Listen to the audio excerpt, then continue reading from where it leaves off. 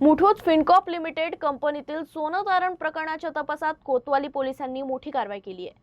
पोलिसांनी रविवारी सुवर्णकार निलेश चळे याच्याकडून तब्बल 1 किलो 260 ग्राम सोनं जप्त केलं असून या सोन्याची बाजारातील किंमत सुमारे 1,89,00,000 रुपये आहे।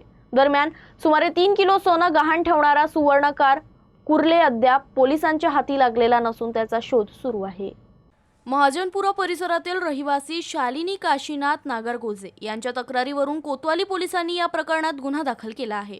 तपासादरम्यान मुथूट फिनकॉर्पच्या शाखा व्यवस्थापक शुभम रवींद्र वासेवाय, सूरज अनिलराव खेरकर आणि धीरज पंचमराव सिरसाट या तिघांना पोलिसांनी अटक केली। न्यायालयानं तिघांना 20 ऑगस्टपर्यंत पोलीस कोठडी सुनावली असून त्यांची कसून चौकशी सुरू आहे। कंपनीत ग्राहकांनी तारण ठेवलेले सोन्याचे दागिने संबंधित कर्मचाऱ्यांनी परस्पर शहरातील काही सुवर्णकारांकडे गहाण ठेवून त्यातून मोठी रक्कम उभी केल्याचा आरोप आहे। हा प्रकार ग्राहकांच्या लक्षात आल्यानंतर त्यांनी पोलिसांकडे धाव घेतली।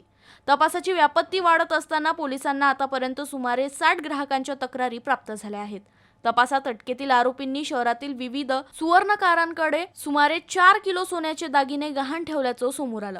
यापूर्वी पोलिसांनी 2 सुवर्णकारांकडून 90 ग्राम सोन्याचे दागिने जप्त केले होते। त्यानंतर पोलिसांनी सुवर्णकार करुले आणि निलेश चवळे यांचा शोध सुरू केला। यापैकी निलेश चळे यांच्याकडून 1 किलो 260 ग्राम सोनं जप्त करण्यात पोलिसांना यश मिळालं।